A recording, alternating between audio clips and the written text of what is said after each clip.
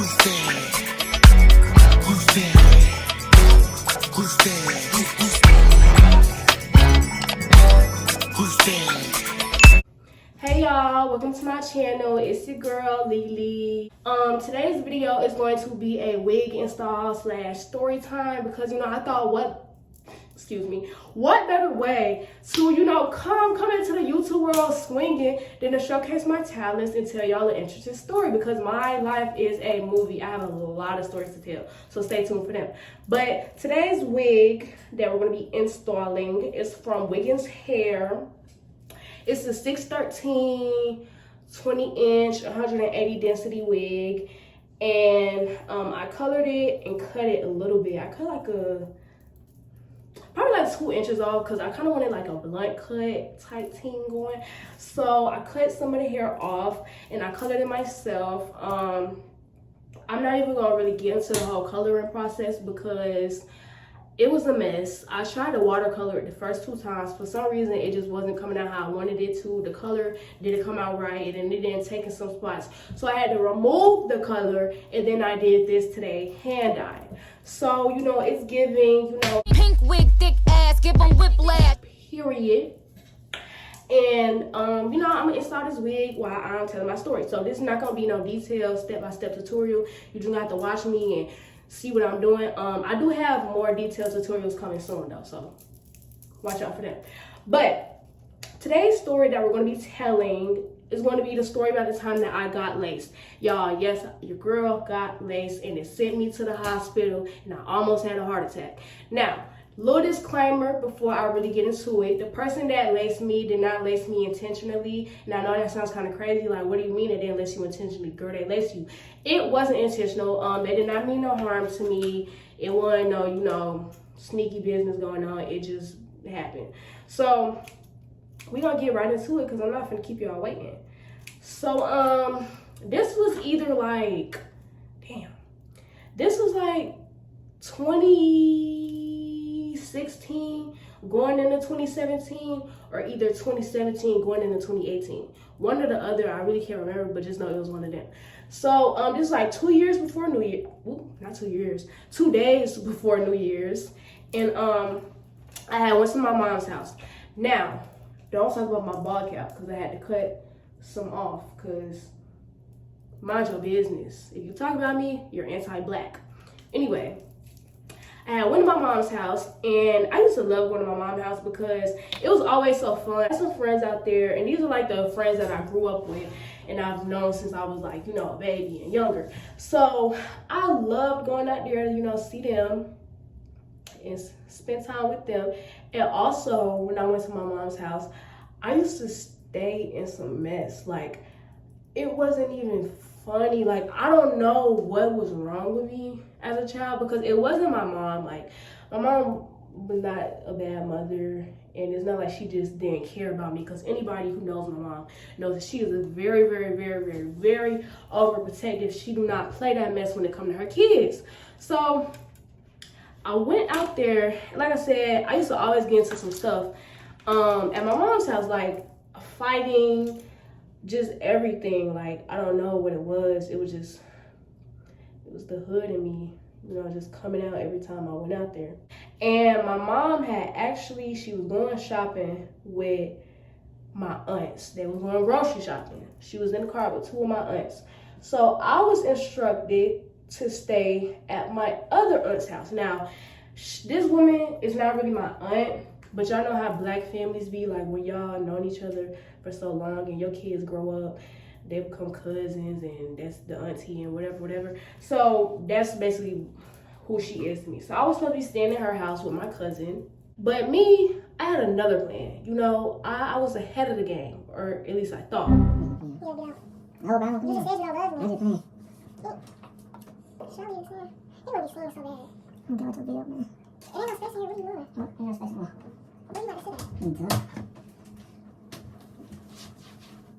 So I got to my cousin's house, and I'm telling her, I'm like, girl, I'm about to go smoke because I want to smoke. Like, I'm going to catch you later. And she like, okay. So I text, we're going to call this boy Jordan. So a little background on me and Jordan. Jordan was like my summer fling. Like whenever I went to my mom's house, that was my boo. Not really, because he was older than me, so like we couldn't even talk for real. But I had a crush on him. He had a little crush on me, I guess.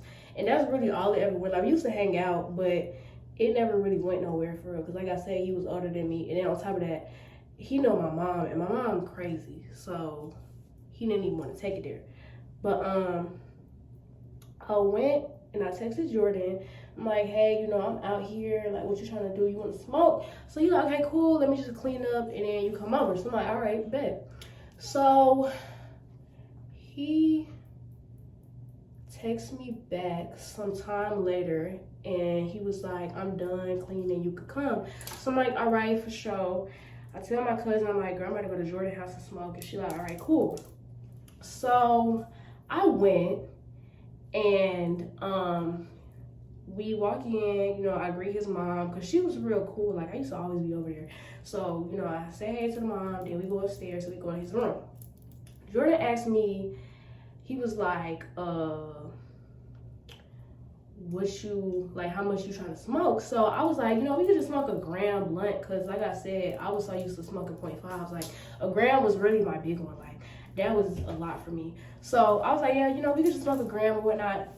So he's like, okay, cool. He go get the gas, and then he hands it to me. He's like, do you want to roll? So I said no, because like I said, I did not know like how to smoke for real or like roll or anything, and I was not finna embarrass myself and mess up the blunt trying to roll, and I didn't even know how to roll. So I'm like, nah, you got it. He begins to break the weed down. He pull out a Dutch and he started rolling. Now keep in mind, this whole time that he rolled, I was sitting next to him watching him, which is not really important, like, cause I wasn't worried about him doing anything anyway. Cause like I said, this man know my mom, so he already know how to play. So like him lacing me wasn't even an idea in my head. But I was just sitting next to him, so I've seen everything. He didn't put nothing in the blunt, didn't do nothing. So he hits the blunt first, because he rolled it, and then he passes it to me. Now, after the first 2 hits, y'all, that's when I should have just left it alone right there, because I don't know why I was so high. Like I said, I had smoked before, so this was like a high that I've never experienced in my life. Like I was so gone off them first like 2-3 hits. 2-3 hits. 2 or 3 hits, I was out of there, y'all. I was out of there. So I'm just like, okay, I'm coughing bad. Like, I'm coughing real bad because, like I said, I didn't even know how to smoke for real. So I used to swallow the smoke. Like, don't talk about me. Don't talk about me, because if you do, you anti-black. But I used to swallow the smoke. And, you know, swallowing all that smoke, it's just getting trapped in my lungs. I got a cough, da, da, da. So I'm coughing, but I'm trying not to really cough my lungs out in front of him, because like I said, I did not want to embarrass myself. So I'm just coughing real bad, real bad. I go to the bathroom and I flush the toilet. So when the toilet's flushing, I'm trying to get all my coughs out. Like, that's how bad it was. And then, y'all, it was so bad, I turned on the faucet, like the sink in the bathroom. I'm trying to drink cold sink water to soothe my throat, because my throat was burning. Like, it was really embarrassing. But I went back in, and like I said, you would think that I would stop there. I was not trying to stop. I was not gonna tap out, because it was my idea to smoke, and I wasn't gonna look like a lame. Like, I came over here asking you to smoke, and then I'm tapping out on a blunt, and I can't handle the gas. You know, what type of thing is that? So I went back in, and I continued smoking, which was one of many mistakes that I made that day. So I'm smoking. After a while, I just started getting really hot. Like, my heart started beating fast. It's getting hot. I don't know. Like, I didn't feel right. So I tell him, I'm like, I think I'm about to pass out. So he like, what? You think about to pass out? I'm like, yeah. So he like, okay, come on, get some fresh air. Because keep in mind, y'all, we was hotboxing the room. So the door's closed, and it's a towel in front of the door. Like, we're hotboxing. Like, it was a serious thing. So he opens the door, and, you know, get the towel out the way. I step out. I start, you know, trying to catch my breath. I was not trying to pass out. Like, that would have been more embarrassing than everything else that was already embarrassing me at that moment. Like, what if I pass out? That's too much. Like, now you're just doing too much. You shouldn't even be over here trying to smoke. But I was trying to be fast and smoke some gas, and it had me on my ass. period. Because he tell his brother, he's like, bro, she said she feel like she like pass out. So his brother come over there and they, checking on me, asking me like, you good, you sure, da da da. So I'm like, yeah. Just hay fever. So we go back in the room to finish smoking, and this time his brother comes with us. And at this point, I'm good, like, well, I thought I was good. Like, my heart would beat fast, and then it'll slow down, and then it'll start beating fast again. So I was kind of getting used to it at this point. And, that's not really normal. But then, y'all, this is when shit got for real. Like, I don't, right hand to the Bible. Right hand to the Bible. If I'm lying, I'm flying. And I cannot fucking fly. I don't know what happened. But I'm looking at his brother. I swear, like, I don't know how to explain it. Kind of like a target. So you know how like targets have like, you got this area, then you got this area, and to the bullseye. It was like that, but it was like 4 like, different circles, right? I'm looking at his brother and I see his face and his head, but it's like that. Like one of the circles was like hair and forehead, then the other one was like eyebrows and eyes, then you got the nose and the mouth, but each one is moving different. Like it's moving a different, like it was ticking like a clock. It's like one is going this way, then the other one going this way. Girl, what the fuck is you talking about? I look up and I tell him, I was like, bro, I see like 3 of you right now. And they just laughing at me because I know they probably thought I was just high and I was tripping, but like I was real life hallucinating at that point. And that's when I knew that I was too far gone. Because baby, once you start hallucinating, she's a goner, like I was too far gone. So I'm just sitting there and I'm like, okay, maybe I'm just high. That's just what it is. Like, there's some good gas, maybe I'm just real high. Like, I'm tripping, okay, I'm tripping. We finished the blunt, and like immediately after we finished the blunt, I just had the sudden urge to go outside. Like, I didn't know what it was, but I said that I wanted to go outside and play. At my big age, I wasn't even playing outside, so I don't even know what I was talking about, but I wanted to play. And I was waiting for them because they started looking out the window and they seen like some boy that they had beef with or whatever. They wanted to fight him. And it was like, okay, I'm gonna go put my shoes on, come on, you gotta go outside. They taking too long. And no shade, but you would think for somebody who wanted to fight somebody so bad, it would have took you 2 seconds to put your shoes on. They never came outside. So after waiting like 2-3 minutes, I was like, you know what? Forget this, I'm about to go by myself. So I go outside by my lonesome, and I'm walking back to my cousin's house. Now this is also like red flag number 256 because it just started getting worse and worse. Like I don't know what it was, but y'all, it was just getting worse. So as I'm walking, I realized that I'm not walking, I'm running. And I would catch myself and I slow myself down. Then I'm like, okay, I'm gonna start walking again. Start walking, but mid-walk, I'm running. Like, I don't know what it was, but it's like I couldn't control my speed. And I know I probably look crazy just like running and stopping and but I just really didn't know what was going on. So I'm still walking and I look down, y'all. This is like the most interesting part of the story because it's so random and it's so funny to me. Like, well, it wasn't funny back then, but I could laugh at it now.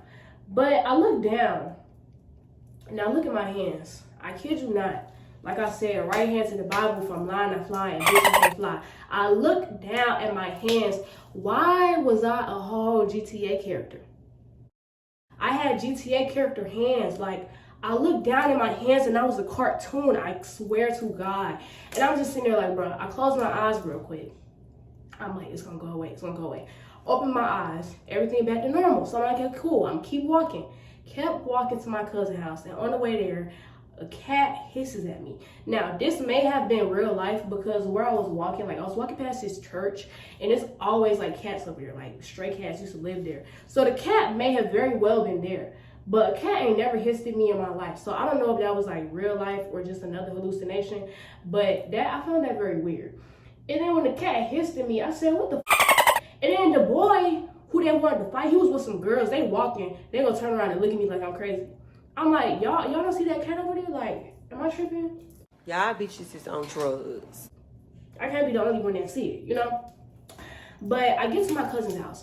So I walk in, and I'm telling her, like, girl, I'm high. Like, I ain't even gonna cap. My heartbeat. No. I walk in, y'all. I swear, like, my vision, it's like I had shades on. Like, y'all know, like, the brown shades where you see everything got a little tint to it? It's like I had shades on, and I swear I did not have no shades on my face. I don't know what happened. Like, everything had a filter to it. Like, That was another weird hallucination. So I'm like, okay, you know, that went away. So I'm telling my girl I'm high, like my heart keep beating fast, and it was getting faster and faster and faster. Like it was not slowing down this time. So I'm asking her brother, I'm like, can my heart like explode from smoking too much? At this point, I'm starting to trip because it got to the point where I couldn't even hear, like I heard my heartbeat. Like that's what it was like. I heard my heart beating on my chest, and it was only getting worse. So I'm starting to trip out and I'm getting scared. This girl laughing at me. Now for a while, I had a problem with her because she laughed at me. But I had to like realize, like in that moment, we've all had a moment where like our friend who really didn't smoke for real or do drugs for real was like super geeked up and they was tripping. So I can't really hold it against her because she probably thought like, damn, this girl real high, like she going through it. But all jokes aside, I was really fighting for my life. I was really fighting for my life. So I'm telling her, I'm like, girl, look it up. Like, look up to see if it's possible that I could have a heart attack from smoking or why my heart beating so fast and all this other stuff. So she's looking it up and she was like, you know, your heart can't explode, but you can have a heart attack. So child, I heard heart attack and I just started tripping. I'm like, oh my God, bitch, I'm gonna have a heart attack. Like, what's going on? I'm gonna have a heart attack. Like, I can't do this. So we're outside at this point because she was walking her dog. We outside and I walk away from her and I'm like in the street just tripping. Like I'm crying. I didn't know what to do. It's the fact that I was tripping so bad and I just felt like there was nothing to do that I called my mom. I called my mom and I'm crying outside in the street. People looking at me, but I did not care. I'm crying. I'm like, Mom, I'm about to die. Like, I don't know what's going on. I'm about to die. My heart keep beating. It's about to explode. And my heart's about to explode in my chest. I don't know what to do. I'm too young. I'm about to die. so my mom instructed me to go to, and if you talk about my piss stain, you anti-black. Her friend's house, well, her next door neighbor, which is also my cousin's granddad. She told me, what do you want? She told me to go over there, and that's what I did. And you know, she was like, just wait for me until I get back. So I went over there and I walked in his house, and keep in mind, y'all, he was an old man. So I walk in and I was just like, Oh my God, the weed. he like, what? You need some weed? This man offered me some weed, y'all. After I just got done smoking something. You see, I'm in distress and you gonna offer, you talking about you want some weed? No, I don't want no weed. I want a doctor. Like, I want my life back. I want my heart to stop beating so fast. I want my joy back. Just how I was like an hour and some change ago. I want to be her again. I want to be myself. But no, he talking about you want some weed. So I was just like, bro, what the, like, bro. So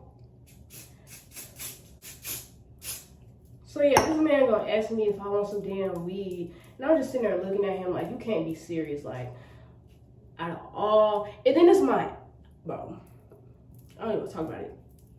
I'm just like, bro, like, you can't be serious. Like, you see that I'm really fighting for my life right now, and you think I'm asking you for some damn weed. Like, another one of my mom's friends, I don't think she was already over there, but she came over there while I was at his house, and she was like, drink some milk and some water. So I go in this man's kitchen, y'all. I'm drinking milk, water. I don't even like milk, and I'm drinking it. Water, nothing's working. Like, it just was not working for me. And I don't know, like, why. Well, I do know why.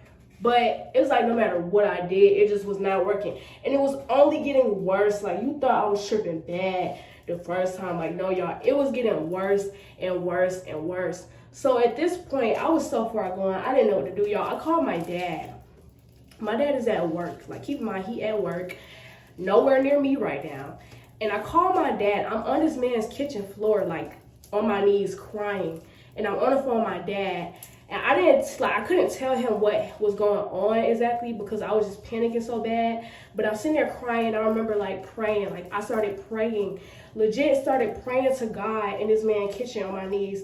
And I'm just sitting there like, God, please just save me. I'm too young to die. I won't do it again. I promise. I don't want to die. I don't want to die. I'm too young to die. Because I literally thought in that moment I was going to die. And think about it, like,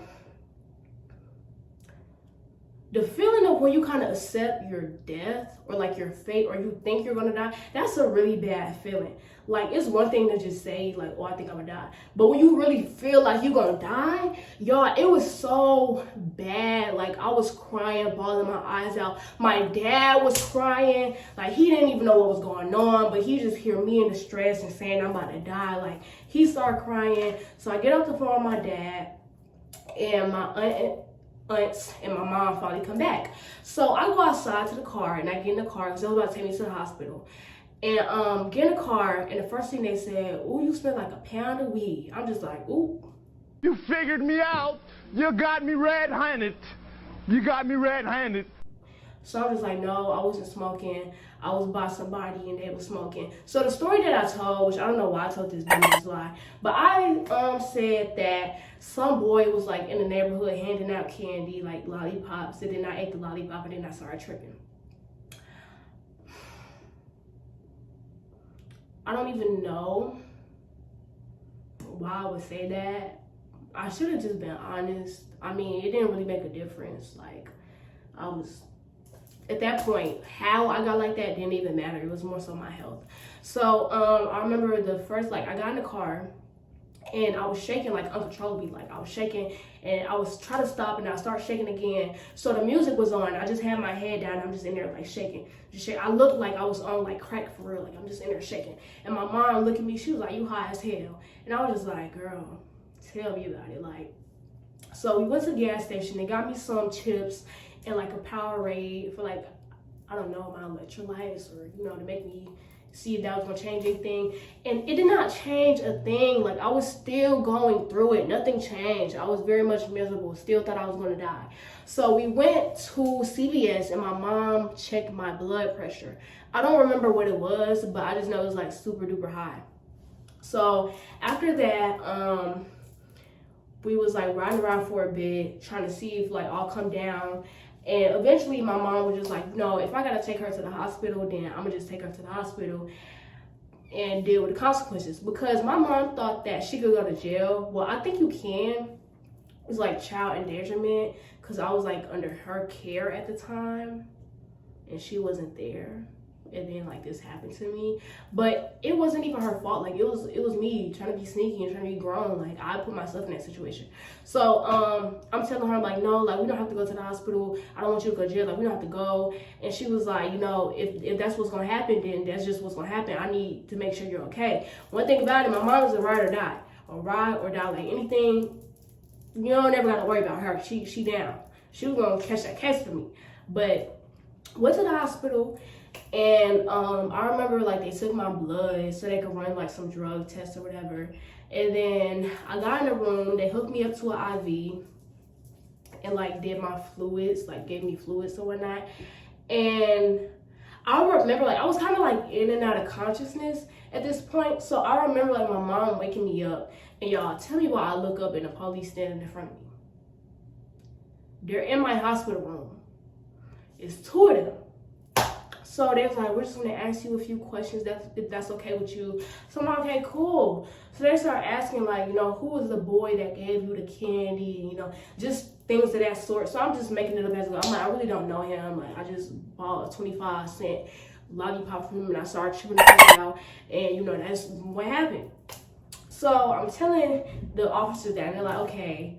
I did not know that they went around the neighborhood questioning people. They literally went around questioning people. If I would have known that, I just would have told the truth. Like, nobody got in trouble, because of course, you know, it wasn't true. But like, dang, you know, like, I didn't think it was that deep. So the doctor comes back in the room, y'all. Y'all know what the doctor said to us? The doctor said that there were no traces of marijuana in my system. Every drug test came back negative. I was clean. So he was like, you know, if you say that it was like THC infused or weed or whatever, that means that it was likely synthetic marijuana. K2, y'all. I was smoking K2 and didn't know it. So I'm just like, what? Like, really? So I stayed in the hospital for, excuse me, a few more hours, and I got all my fluids. Also, the doctor said that I almost had a heart attack. Like, I was literally this close to having a heart attack. And, you know, that's kind of scary. Like, this close to having a heart attack. That's what my heart was beating like. I literally almost had a heart attack. Like, that's real life, like some serious stuff off of smoking. So, got out the hospital. I went home to my grandma's house, and I just like slept the rest of the night, I think.